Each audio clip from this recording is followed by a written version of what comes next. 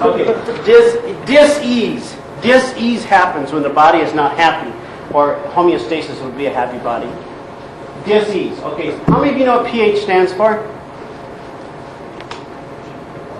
You ever studied in chemistry? pH stands for potential hydrogen. Remember I mentioned the mosquitoes? Right now you go out and take the pond water and put it underneath a microscope and you won't find hardly anything worth monkeying with. Now let some warm days get with no fresh rain, no fresh runoff. Now let's go check the pond and we'll find all kinds of squiggly things and amoebas and mosquito larvae. When your pond goes to acid, all types of parasites wake up or they hatch. There's the clue. When I mentioned about mosquitoes loving it, like me, flies, I'm drawing a fly. I'm an artist, I draw flies. Yeah, that might go over your hairspray.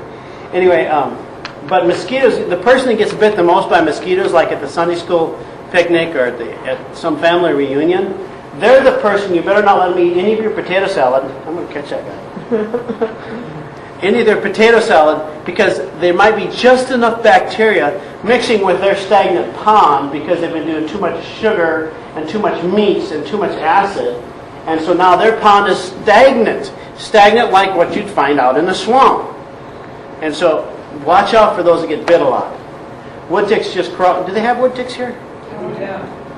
They just crawl on me. They never land. But if they bite, then I pay attention. Or if somebody gets bit, you pay attention.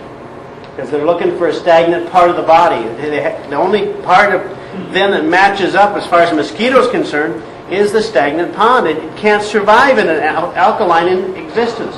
So when we look at the blood of a person that's stagnant or sick, diseased, all kinds of worms. In fact, we put them in jars and you get to look at them if you like. Oh, we're clean in America. We have white rice, white flour, white sugar, white salt. We bleach everything. That's the third world countries that have parasites. Wrong. I've had mothers sit down when we were doing the blood work and they tell about, I've had this happen twice. Once in South Dakota, where a lady took the diaper off the baby and there's a worm in the stool. She trots down to the doctor with it in a panic. Doctor says we'll send it to the lab. Comes back from the lab, there's no parasites. She insisted that there's parasites. The doctor says, you need to get Prozac. We need to consider putting you on Prozac. You didn't see a worm. If you have no solution, of course you don't talk about it. It's like you're talking about ring around the collar if I didn't have whisk. So bringing up the subject of parasites, nobody wants to address it, especially in America. I've had 2 people in my whole thousands of people I've looked at underneath the microscope who did not have parasites in their system. And sometimes one of the biggest ones I ever found was in a 6-month-old baby. 5-month-old baby. He's almost 6 months. Just huge. And it was in the blood clear back from his mother. And I'm talking parasites in the blood. You do a culture of the stool, of course you're going to have a lot of parasites. Well, so our society likes to think we don't have things like that, so we just duct tape it. For instance, like when they come to the surface. Has anybody ever seen anybody with psoriasis? And they scratch and they scratch and they tickle. Something tickling. And you take a piece of Scotch tape and you turn it inside out and you nick the scab and you just touch it on there. You take it out and look underneath the microscope, it's a ball of worms. It looks like a ball of yarn. Well, of course, the way to get rid of it is to make sure it doesn't itch anymore. You put steroid on there so the brain doesn't get the message that the worm's crawling. Did you fix it? No. No, you covered it up for a short period of time. So people in America have a whole lot to learn to catch up. But don't be upset when the mosquitoes bite you. Just be happy that they're trying to give you a message. Those mosquitoes are your messenger. You have a stagnant pond. Your body has been slipping into the acid side. What would pull it into the acid side? Well, I've got it written here, 4.5. When I test distilled water, it's about 4.5. It's acid. That's why they call distilled water hungry water. And if you got something healthy for lunch, which would be a big if, that was on the alkaline side, maybe fresh vegetables that weren't steamed or cooked or otherwise, you know what we call the green bean in a can? The former rubberized cadaver of a green bean. It's been blanched 5 times. It can set open on your counter for 2 weeks and you still sniff it and it's okay. That's how dead it was. You want to eat it fresh from the garden. You want something, the less man touches it, the better it is for the human.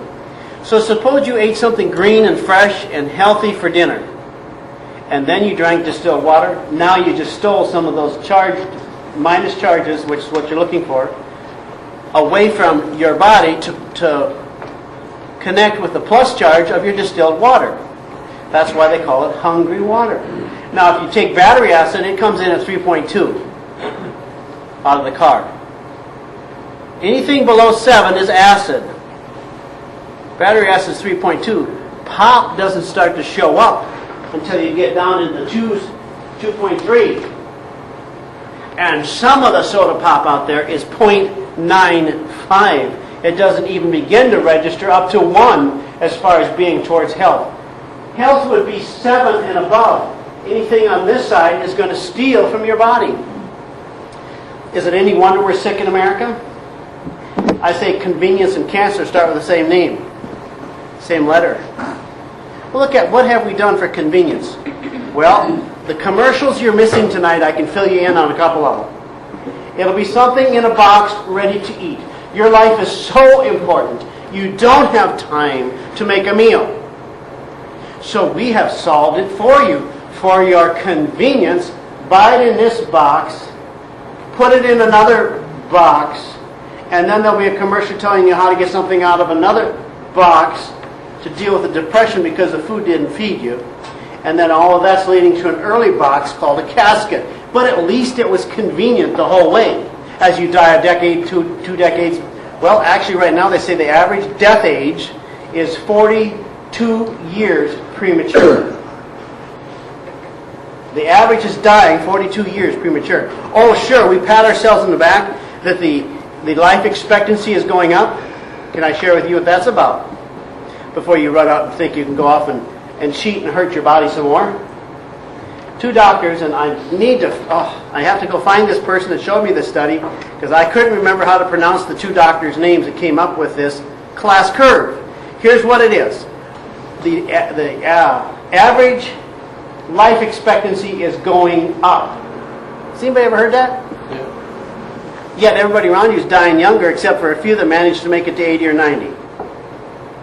What it is we got so many baby boomers getting old together, and we have so few on the other end that are being born to balance us out, that the average age of the life expectancy is going up as we die younger. But because the class curve was just changed on us, of course everybody's saying, hey, those drugs are working. When in truth, we are dying younger and younger. And I won't go into it in much depth, but if you saw the percentage of cancer that I'm faced with as far as trying to counsel, almost none of them are making it to 50. The ones that are past 50 are doing pretty good. Some of them are even making it to 80 and 90. But right now, just within the last few weeks, a call from somebody in New York, 37, dead. He helped clean up the World Trade Center. He was diagnosed with lung cancer, and he didn't last 2 months. Another one from St. Cloud, 23 years old, waiting for a lung transplant. You don't survive lung cancer. I'm sorry, very few people ever make it. And they make you comfortable as they finally be able to put you over to the other side with heavy dose of morphine, but you don't survive lung cancer. The numbers in between, 45 and 53. One made it to 53 before she passed. The death age is climbing. There's more of your neighbors around you. If you haven't paid attention, how many benefits do you see? It's like it's getting to be who doesn't die of cancer, unless you're lucky to have a heart attack or something else. Right now, the number one death cause, according to some researcher, I wish I could remember her name. Real famous lady. Maybe somebody here knows her name. But kept an actual count on the year 2003. The number one cause of death is iatrogenic. Number 2 is cancer, and now number 3 is heart disease. 730-some thousand by the hand of the doctor. in year 2003. So we have a whole long ways to go. We got a lot to take care of inside of our own family. So I'll try to keep on the solution side. I can tell you, paint a bad picture about how our health isn't. I think you already know. But I want to show you where the health comes from. Health has to come from something alkaline, predominantly alkaline, and also a negative redox meter charge. That's big words. If you ever played with a magnet, there's a plus and there's a minus. Minus is what you're looking for if you want to be healthy. The serious pluses that we've been taking into our body are the sugars, the processed foods, and too much meat. For the heavy meat eaters, you end up with gout, things like that. That will be so much acid that the body can't process it, and it starts to show up in other extremities of the body. Those of you with arthritis, again, high plus charge lifestyle.